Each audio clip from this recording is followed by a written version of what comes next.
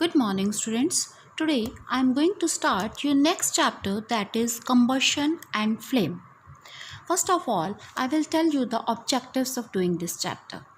The objectives are to study what is combustion, what are combustible and non-combustible substances, type of combustion, conditions necessary for combustion, firefighting. Firefighting means to control or to extinguish unwanted fire. Flame, structure of flame, fuel, classification of fuel, calorific value and characteristics of fuel, good fuel. Right? First of all, what is combustion? Combustion is a chemical process in which a substance burns in oxygen of air to give off heat and light. Light may or may not be produced, is known as combustion. Or in simple language, the burning of fuel in the presence of air or oxygen is known as combustion. What are combustible and non-combustible substances? Substances that burn easily in air to produce heat and light. Again, light may or may not be produced, are known as combustible substances. For example, fuel, coal, cloth, paper. These substances burn easily in air, hence known as combustible substances. On the other hand, the substances that do not burn in air are known as non-combustible substances. For example, metal, glass, stone, etc. Type of combustion. There are three types of combustion. Rapid combustion, when a combustible substance burns at a rapid rate, producing a large amount of heat and light in a short period of time, is called rapid combustion. For example, cooking gas, LPG, that burns rapidly, and wax candle. These are the examples. Second, spontaneous combustion, when a combustible substance burns on its own without the help of any external heat. It is called spontaneous combustion. Example is burning of white phosphorus and fire in coal mines and forest fires. What happens in these cases? They burn without the help of any external heat. Hence, they are known as spontaneous combustible, or process is spontaneous combustion. Third is explosive combustion. Combustion reaction that occurs suddenly with the evolution of large amount of gases, heat, light and sound is known as explosive combustion. Example is bursting of firecracker. When we burst firecracker, we get large amount of heat, light and sound, or we can call explosion. Now students, what are the conditions necessary for combustion? So there are three conditions those are necessary for combustion. These are combustible substances, the substance that will burn, oxygen and ignition temperature. So these are the three conditions. We will do these again. The presence of combustible substance, for example, paper, cloth, wood, LPG, etc. Presence of supporter of combustion, that is oxygen. The process of combustion continues till there is a continuous supply of oxygen. Let's learn it with the help of activity. If we will lit a candle in the presence of oxygen, if we will lit a candle, it will keep blowing.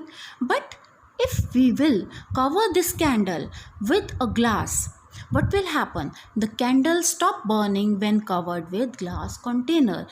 What happened? The oxygen supply was blocked, and in the absence of oxygen, the candle blow off. Hence, we can say oxygen is necessary for combustion to take place. Right? And third is the ignition temperature. Now, what is ignition temperature? Ignition temperature is the lowest temperature at which a substance starts burning. Lowest temperature at which a substance starts burning is known as ignition temperature. A combustible substance does not catch fire if its temperature is lower than its ignition temperature, even in the presence of oxygen. Let's learn an interesting activity. If you will take a paper cup and fill it with water, keep it over the flame, what will happen? The paper cup will not burn, but the water will start boiling. Why so? Because the heat passes from paper cup to water by the process of conduction, and water will start boiling, but the ignition temperature of paper cup will not be attained, so it will not burn. If we will remove the water from the cup, the paper cup will burn. Hence, to attain the ignition temperature is also essential for combustion to take place. Next is inflammable substances. The substances which have very low ignition temperature and can easily catch fire with the flame are called inflammable substances, which can easily catch fire. For example, LPG, kerosene, alcohol, etc. Right, friends. Now next is firefighting. Firefighting means to control or extinguish the unwanted fire. So, in order to control or extinguish the unwanted fire, what we can do? We can remove any of the essential condition. We can remove the combustible substance, we can remove the oxygen, we can lower down the ignition temperature. It is impossible to remove the combustible substance if there is a fire.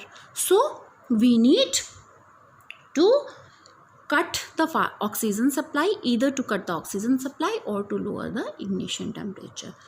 Let's come here again. The firefighting operation works mainly on two principles: bringing down the temperature of burning substance below its ignition temperature, or to lower down the ignition temperature. What will happen? If the ignition temperature will be lower down, the fire will stop burning. And cutting off the air supply of burning substance. If we will cut the supply of oxygen, the fire will extinguish. Right? In order to extinguish fire, we can use water as fire extinguisher. Right? What happens? What water does? When water is thrown on fire, it cools the combustible substance below its ignition temperature and prevent the fire from spreading. Water also help in cutting off supply of air. So we can use water as an extinguisher. But there are few limitations with water as extinguisher. It cannot be used to extinguish fires in electrical wiring or electrical appliances. What will happen? If we will throw water on electrical appliances, water is a good conductor of electricity. We may get shock. Water cannot be used to put off fire caused by burning of oil and petrol. Why so? If we will throw water on oil or petrol, the water being heavier than oil settles down at bottom and oil floats over water and continue to burn. So in these two cases, we cannot use water as extinguisher. So we need another extinguisher. So there is another extinguisher, that is carbon dioxide as fire extinguisher. What happens? It cuts off the contact between combustible substance and oxygen and bring down the temperature of fuel. Hence, the fire gets extinguished. right? So these are the two extinguisher, fire extinguisher. Students, next is flame. The flame is a reason where combustion of fuel take place to produce heat and light. This is the structure of flame. Flame consists of three zones: hottest zone, moderate zone, least zone. Or we can say outer zone, middle zone and innermost zone. In outer zone, there is a plenty of oxygen, and because of plenty of oxygen, complete combustion takes place. Hence, it is the hottest zone. In the middle zone, there is not enough air, so partial combustion of fuel take place. Hence, the zone is moderate hot. In the innermost zone, there is lack of oxygen. Hence, there is unburnt wax, or the zone is least hot. So these are the three zones of candle flame. Goldsmith blow the outermost zone of flame with a metallic blowpipe for melting gold and silver. Why so? Because we studied that this outermost zone is the hottest zone. Right, students? Next topic is fuel. The material which are burnt to produce a large amount of heat energy are known as fuels. They are classified as solid, liquid and gases. Solid fuel which exists in solid state at room temperature, example coal, coke, charcoal, which exist in liquid state at room temperature, kerosene, petrol, diesel are known as liquid fuels, and which exist in gaseous state at room temperature, LPG, CNG, etc. These are known as gaseous fuels.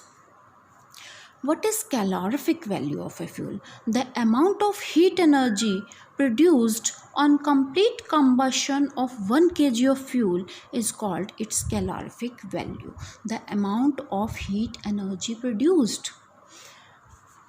Unit of calorific value is kilojoule per kilogram, or we can write it as kg per kg. What are the characteristics of ideal fuels? It should be fairly cheap and easily available.